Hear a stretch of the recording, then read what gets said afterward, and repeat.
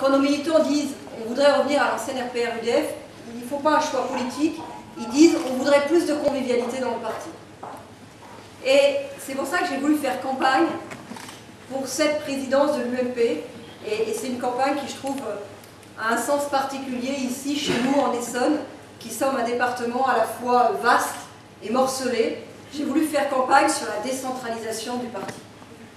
Moi, je suis frappée de voir combien notre parti, aujourd'hui, est centralisé et répond peu aux demandes des militants et aux besoins des élus et des campagnes, notamment des campagnes locales. Le nombre de campagnes qu'on fait en attendant finalement peu de choses du parti. On le voit bien, hein, les législatives, plus encore les municipales, finalement, est-ce qu'on attend beaucoup du parti? Le guide du candidat, pour la dimension juridique, quelques affiches, de plus en plus on fait ses propres affiches, on ne prend pas le format du parti. Il y a la question du logo, quelques tracts nationaux, mais bien souvent on trouve qu'ils ne sont pas adaptés à la situation locale.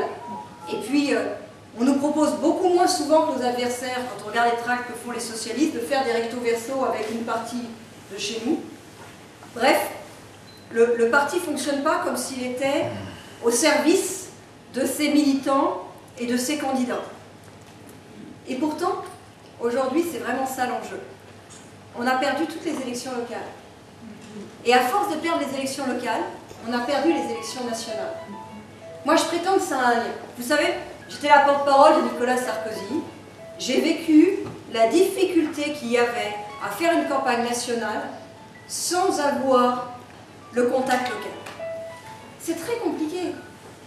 Bon, évidemment, le fait d'avoir le pouvoir national, ça masque un peu qu'on perd les élections locales les unes après les autres. Mais depuis 2002, on les a toutes perdues. On n'a plus qu'une seule région, c'est l'Alsace.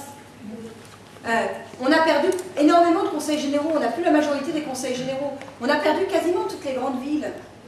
Et bien qu'est-ce que ça fait? Ça fait que vous dites quelque chose au niveau national. Et derrière, vous avez une ribambelle d'élus socialistes qui disent le contraire. Vous lancez une nouvelle politique et vous avez une ribambelle d'élus socialistes qui font le contraire. Vous lancez un appel d'offres et vous donnez des subventions et vous avez une ribambelle d'élus socialistes qui les récupèrent à leur profit. C'est comme ça que ça s'est passé.